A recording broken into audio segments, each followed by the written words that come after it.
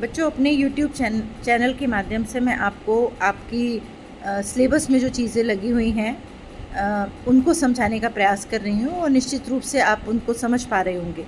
इससे पहली वीडियो में जो मैंने आपको बताया था कि लोकगीत, संस्कृति, लोक साहित्य क्या है और उससे राष्ट्रीय एकता को किस तरह बल मिलता है।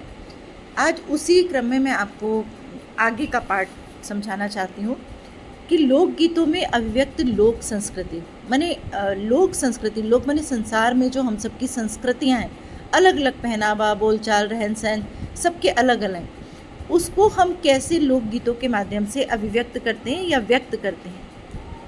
क्योंकि हम जानते हैं कि भारतीय संस्कृति का जो सच्चा और स्वाभाविक चित्रण है वो लोक साहित्य में ही उपलब्ध होता है। कहने का तात्पर्य क्या है कि हमारे घरों में जो कुछ भी होता है, हमारे घरों के जो संस्कार हैं, हमारे घरों के, हमारे समाज के जो परंपराएं हैं, वो हम लोक साहित्य के माध्यम से हमें प्राप्त होता है या हम उसको समझ पाते हैं। क्योंकि लोक संस्कृति का जो वास्तविक रूप है उसके लिए अगर हमें समझना है तो हमें लोक साहित्य को समझना पड़ेगा कि लोक साहित्य क्या है। ग्रामीण कवि ने समाज में जिस समता विषमता को देखा उसी का उसने चित्रण किया।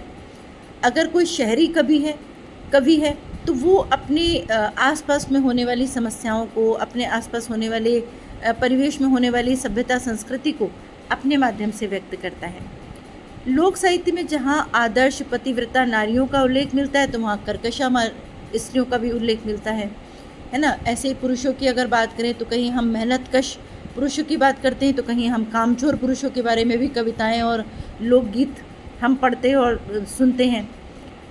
लोकगीत में हम बहुत सारी ऐसी चीज़ें देखते हैं जो हम बड़े कटु अंदाज में भी बोलते हैं, जैसे नंद भाभी का रिश्ता, सास बहू का रिश्ता, माता पुत्री का रिश्ता, देवर भाभी का रिश्ता, भाई बहन का रिश्ता। इन पर बहुत सारे लोकगीत बने हुए हैं और हम चुटकियाँ लेकर के व्यंग में इन सब चीज़ों को, और कभी कभी प्रेम में, व्यंग में और प्रेम में, हम इनको लोकगीतों के माध्यम से अभिव्यक्त करते हैं। कहने का अभिप्राय क्या है कि लोक कवि ने जन जीवन के दोनों पक्ष, चाहे वो सुंदर पक्ष है या कटु पक्ष है, असुंदर पक्ष है, उन दोनों को ही लोकगीतों के माध्यम से आपके सामने प्रस्तुत करता है। इसलिए समाज का जो सच्चा दृश्य, जो सच्ची चीज़ें हैं, वो स्वाभाविक रूप से बिना किसी लाग लपेट के आपके सामने उपस्थित होती हैं। तो कहने का अभिप्राय यह है कि लोक साहित्य में सामान्य जनता की धार्मिक, सामाजिक और आर्थिक परिस्थितियों की दोनों पक्षों का बहुत सुंदर चित्रण उपलब्ध होता है। अब लोकगीत के बारे में अगर हम समझें तो लोक साहित्य का सबसे प्रचलित रूप जो है वो लोकगीत है। मैंने आपको पहले भी बताया कि आपके घर में शादी है तो हम बन्ना बन्नी गाते हैं, आपके घर में किसी बच्चे का जन्म होता है तो हम जच्चा गीत गाते हैं, आपके घर में कोई और तीज त्यौहार है, तीजों का त्यौहार आया, रक्षाबंधन का आया, होली आई, दीपावली आई, हर चीज़ों के गीत हमारे यहाँ बने हुए हैं और हम उनको गाते हैं और उनका आनंद लेते हैं। हम नहीं जानते कि वो किसने लिखा, कब लिखा, उसका रचनाकार कौन है, पीढ़ी दर पीढ़ी हम उनका आनंद लेते चले आ रहे हैं।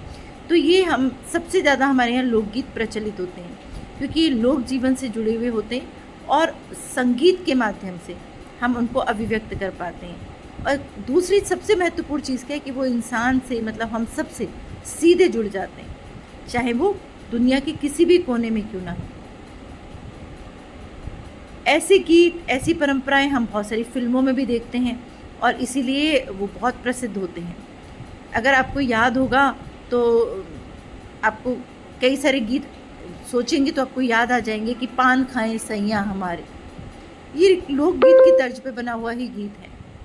या मैं तो छोड़ चली बाबुल का देश, पिया का घर प्यारा लगे, है ना। तो ये जो है लोकगीत की तर्ज पर बना हुआ। हाँ, नदिया के पार का एक गीत भी आपने सुना होगा कि जब तक पूरे ना हो फेरे साथ। तो फेरे हमारे शादी विवाह के समय की एक परंपरा है जो हमारे बहुत ही हमारे लिए महत्वपूर्ण एक परंपरा है और उस समय ये गीत गाए जाते हैं। तो ये गीत जो हैं हमारे जीवन से जुड़े होते हैं और हम इन्हें बहुत आनंद लेकर गाते हैं। लोकगीत किसी भी देश प्रदेश के विश्वास को सहेजने का काम करते हैं, है ना। तो इसीलिए उसे हम बेशकीमती धरोहर कहते हैं। हमारी कड़वी मीठी सच्चाइयाँ उसके माध्यम से सामने आती हैं। जन्म से लेके मरण तक के गीत, है ना, ये सारी चीज़ें हम लोकगीतों के माध्यम से देखते हैं। वीरों की शौर्य गाथा जो है वो लोकगीतों के माध्यम से आती है। कहीं वियोग के गीत हमें सामने आते हैं, तो कहीं मिलन के गीत, लोकगीत हमारे सामने आते हैं। तो ये सारी चीज़ें हम लोगों, इसके अलावा आपने देखा होगा कि जो मज़दूरी करके या किसान अपने खेतों से लौट रहा होता है, वो भी अपनी थकान मिटाने के लिए गीत गाते हैं। मैंने आपको पहले भी क्लास में कई बार बताया है कि जिस समय मैं पढ़ती थी तो हमारे यहाँ एक पेपर ही लोकगीत का होता था, जो पूरा 100 नंबर का था, मतलब वाइवा होता था उसका। और मैंने लोकगीत पर अपनी फ़ाइल तैयार की थी, अपना पूरा प्रोजेक्ट तैयार किया था। तो जो हमारे एग्ज़ामिनर आए, उन्होंने कहा कि फ़ाइल में सब कुछ तैयार कर लेते हैं, अगर आपने लोकगीतों पर काम किया है तो आप अपनी पसंद का एक लोकगीत सुनाएं। तो मैंने उस समय जो लोकगीत मुझे बहुत पसंद रहता था, काहे को ब्याही विदेश रे लकवी बाबुल मोरे, काहे को ब्याही विदेश, हम तोरे बाबुल जामे की चिड़िया, रूगे चुगे उड़ जाए रे लकवी बाबुल मोरे, काहे को ब्याही विदेश। ये लोकगीत मैंने पूरा उन्हें गा के सुनाया। और इस लोकगीत के माध्यम से एक लड़की, एक जो पुत्री है, वो अपने पिता से कह रही है कि आप मुझे दूर देश में क्यों विवाह कर रहे हैं, हमें अपनी चिड़िया की तरह पाला और हम उड़ कर के अब दूसरे देश में जा रहे हैं। भैया को दीना महल दो महले, भैया को दीने महल दो महले, हमको दियो रे परदेस रे लकवी बाबुल मोरे, काहे को ब्याही विदेश। शिकायत कर रही है वो बेटी अपने पिता से कि भाई को तो आपने सब, अपनी ज़मीन जायदाद, महल दुमहले, अपना प्यार दुलार सब दिया, और हमें आप परदेश भेज रहे हो जहाँ हमारा अपना कोई नहीं होगा, हम अपने मन की बात किसी से नहीं कह सकते होंगे। तो इसके अंदर एक बेटी का कितना बड़ा दर्द छिपा हुआ है ना।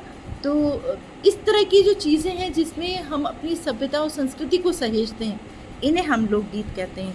और ये लोकगीत हमारी परंपराओं को आगे ले जाती है, हमारी जो हमारे मन के भाव हैं उनको आगे ले जाती है। कई बार मैं लोकगीत जब सुनती हूँ तो एक लोकगीत कविता के रूप में किसी ने लिखा, और आजकल बहुत मतलब मुझे नहीं पता कौन लोग सुनते, लेकिन मुझे बहुत अच्छा लगा वो। अभी एक लड़की है, वो अपने पिता से वो भी उल्हाना देती है कि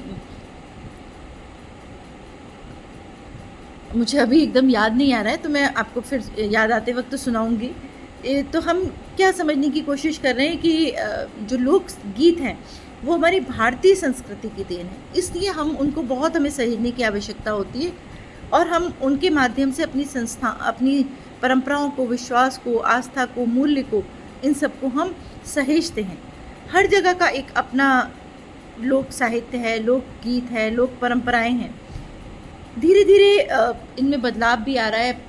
अगर आप अपने माता पिता से पूछेंगे, अपने दादा दादी से पूछेंगे, तो पहले के समय में जब बारात आपके यहाँ आपके दरवाजे पर आती थी और वो लोग शादी के संस्कार के बाद खाना खाते थे, तो उस समय गाली वाले गीत की परंपरा थी।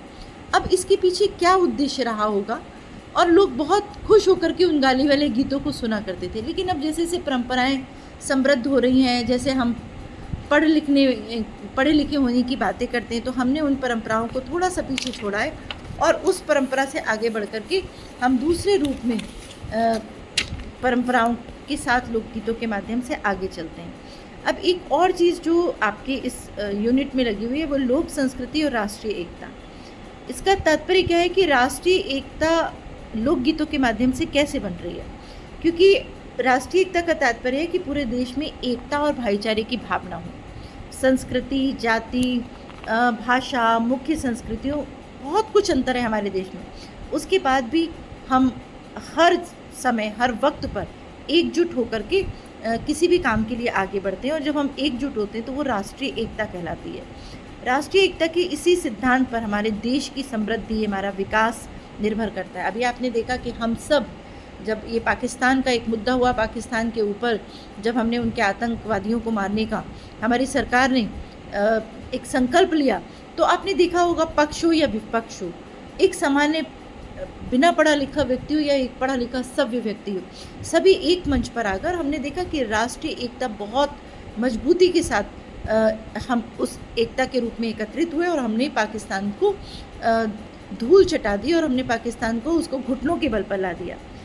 क्योंकि भारत एक ऐसा राष्ट्र है जहाँ बहुत सारी भाषा, धर्म, संस्कृति के ताने बाने बुने हुए हैं, इसलिए हमें अपनी स्वतंत्रता संग्राम और सांस्कृतिक विरासत को समृद्ध करने के लिए इस लोक गीत, लोक संस्कृति, लोक परंपराओं के माध्यम से अपने देश को जोड़ने का हम काम करते रहे हैं और करते रहेंगे। इसलिए लोक साहित्य की, लोक संस्कृति की, लोक कला की हमारे देश को बहुत आवश्यकता है और हमें इस पर ध्यान दे करके अपने देश को एकता के सूत्र में बांधे रखना है।